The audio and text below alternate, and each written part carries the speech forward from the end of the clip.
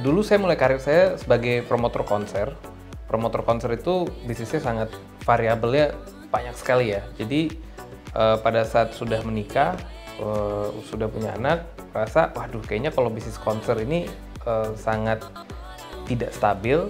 Jadi saya harus cari bisnis yang lebih stabil. Jadi tahun 2015 itu saya setup PT Era Digital Media. Ya, kita fokus ke content provider. Jadi kita bangun games untuk dijual ke perusahaan telekomunikasi. Dan itu masih berjalan sampai sekarang. Dan tahun 2020 saya lihat wah ini teknologi saya mulai belajar tuh karena kita bangun game secara online, perlu developer, mulai tahu hosting itu apa. Dari situ saya bilang wah ini kok kayaknya hostingnya semua perusahaan luar negeri ya yang benar-benar besar gitu. Kenapa nggak ada perusahaan Indonesia? Jadi disitulah saya start eranya cloud. Harapan saya adalah ini kan perusahaan cloud yang global cloud ya, mereka semua udah masuk ke Indonesia dan mereka akan mengambil most of the market share. Tapi saya mau ada perusahaan cloud Indonesia lokal yang juga menonjol gitu.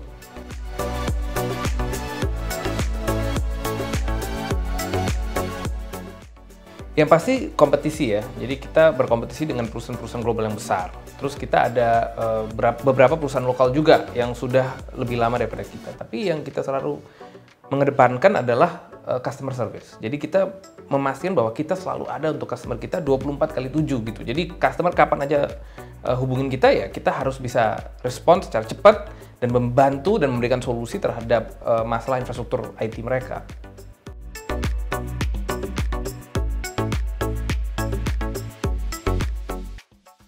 Kita fokus kepada computing yang high performance. Jadi kita langsung tuh kita punya minimum itu 3,0 GHz, dimana kalau yang lain tuh mulai dari 1 GHz dulu gitu. Kalau kita langsung yang the best, high performance, terus yang kedua storage-nya juga sama. Mereka yang lain masih pakai SSD, kita sudah pakai NVMe.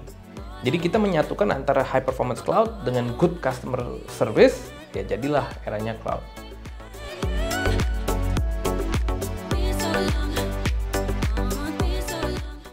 Kita sih fokusnya kepada SME dan enterprise ya.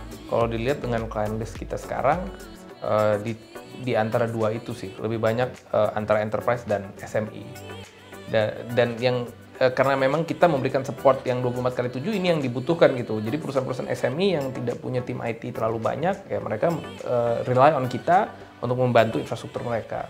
Kalau yang enterprise karena seluas itu infrastruktur mereka, ya mereka butuh bantuan tambahan untuk memanage infrastruktur tersebut.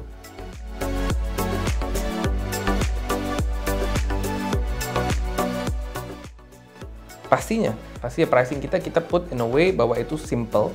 Jadi tidak ada biaya-biaya tambahan, bandwidth kita juga sudah free. Jadi customer SME itu bisa manage budget mereka. Nggak bakal ada bill shock.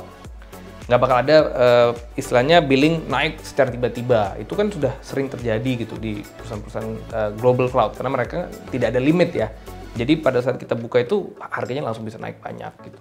Kalau sama kita growth-nya bisa diarahkan lah gimana cara kita membantu customer optimize terus supaya cost mereka tidak membengkak. Jadi pastinya ya kita cocok juga buat SME.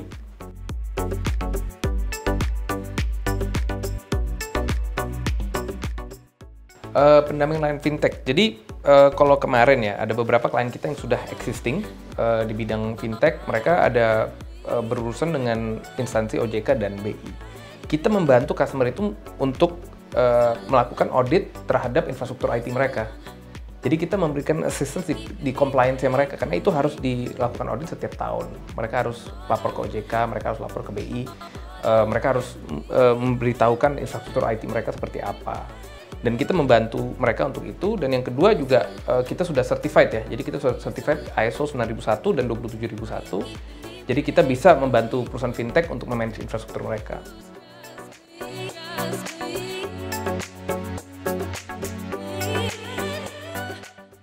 Arahnya tetap ke pembaruan teknologi ya. Jadi kita mulai dari basic computing, which is CPU, RAM, dan disk. Untuk selanjutnya ini kita akan masuk ke yang lebih advance, which is graphic card. Jadi GPU yang on cloud. Jadi istilahnya dengan teknologi itu orang sudah tidak perlu beli CPU yang ada GPU-nya yang harganya mahal. Mereka tinggal buka virtual machine di kita dan mereka bisa gunakan seperti mereka mempunyai CPU dengan menggunakan high performance GPU itu. Jadi akan saving a lot of cost juga buat SME yang mau masuk ke machine learning, artificial intelligence gitu. Itu akan sangat membantu mereka. Itu salah satunya lah new feature yang kita bakal launch. Dan yang kedua juga kita arahnya sepertinya ke S3 compatible storage ya. Jadi S3 storage ini sangat diperlukan ya kan, penggunaannya juga luas. Jadi itu arah kedua yang kita mau coba untuk start di mungkin tahun ini apa tahun depan.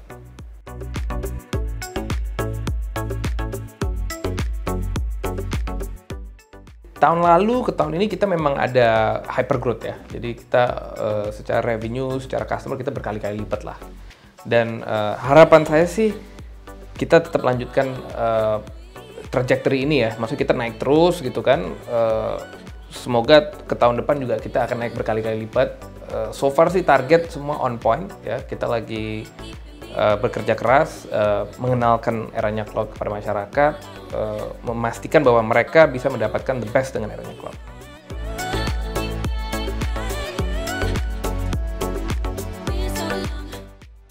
Pastinya sangat mengaruh dan kita lagi develop beberapa security protocol yang kita juga mau membantu klien untuk memanage resiko ini ya.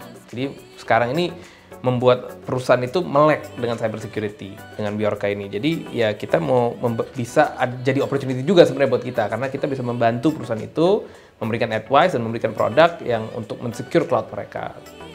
Dan kita akan launch juga. Jadi kita mau ada secured cloud. Jadi cloud itu di mana mereka launch satu virtual machine tapi sudah termasuk dengan security. Kita yang memanage security untuk virtual machine itu. Kalau sekarang ini kan kita hanya memberikan virtual machine ke klien, mereka yang setup, mereka yang secure. Nah, ke depannya kita bisa akan mengenalkan secure cloud ini. Jadi kita memberikan virtual machine plus dengan security protokolnya.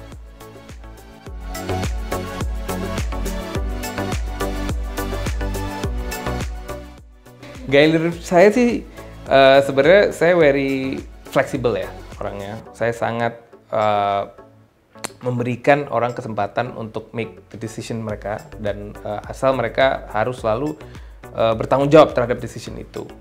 Dan juga saya orangnya very result oriented. Jadi saya tidak ekspektasi bahwa mereka harus gimana-gimana, pokoknya asal hasilnya aja.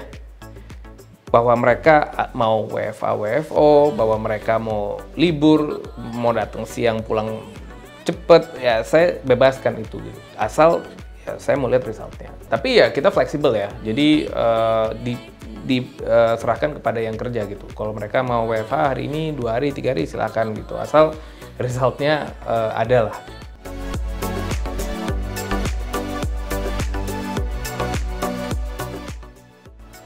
Memang hobi ya. Jadi kalau ngomong itu saya di kantor dari pagi sampai malam karena memang saya sangat suka apa yang saya lakukan gitu. Saya benar-benar memulai bisnis dan menjalankan bisnis yang saya benar-benar enjoy, ya kan? Nggak ada rasa bahwa aduh saya harus kerja atau apa, tidak ada sama sekali. Saya memang bekerja dengan sepenuh hati. Jadi kalau jiwanya memang ya suka berbisnis ya, gimana ya gitu. Dari muda juga sudah suka begitu. Bayangin umur 19 tahun tuh saya udah berdiskusi dengan manajemennya Justin Bieber gitu kan, umur 19 tahun gitu. Belum pernah nonton konser, mungkin ya pernah nonton konser sekali, itu pun di luar negeri. Dan saya udah mau bawa Justin Bieber ke Indonesia pada saat itu. Jadi ya memang saya orangnya ya hobi kerja aja gitu, hobi berbisnis. Tapi orang tua saya masih belum, menurut saya ya nggak segila saya lah. Orang tua saya itu masih suka agak relax gitu. Kalau saya benar-benar lebih suka ya kerjanya all out lah.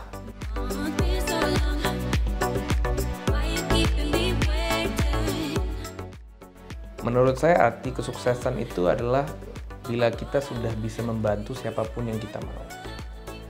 Tanpa harus merasa ada ketakutan. Atau takut kita kekurangan gitu. Jadi nggak bisa bantu orang. Menurut saya sukses itu.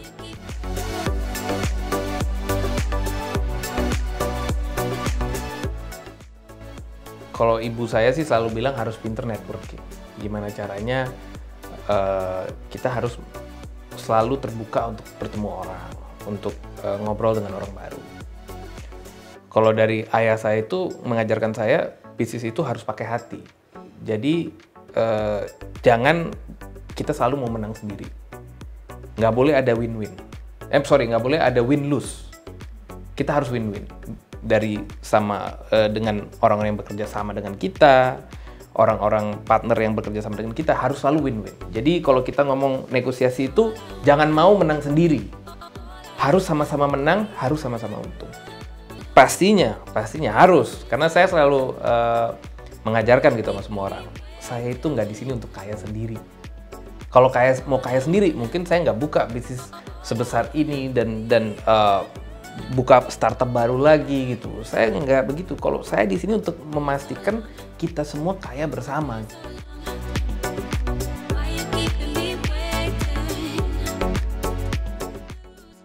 Harapan kedepannya ya, saya harap bisnis saya semua ini bisa sukses. Orang yang kerja di dalam itu semuanya sukses. Semuanya bisa membangun hidup mereka. Kalau secara pribadi, ya itu balik lagi saya masih punya keinginan untuk membantu lebih banyak orang lagi. Saya yakin bahwa kalau pada suatu saat nanti saya mau untuk bisa melepaskan bisnis, ya kan, mungkin dari ke profesional atau apa, dan saya bisa fokus untuk membangun mimpi orang lah istilahnya gitu, membantu orang untuk menyampai mimpi mereka.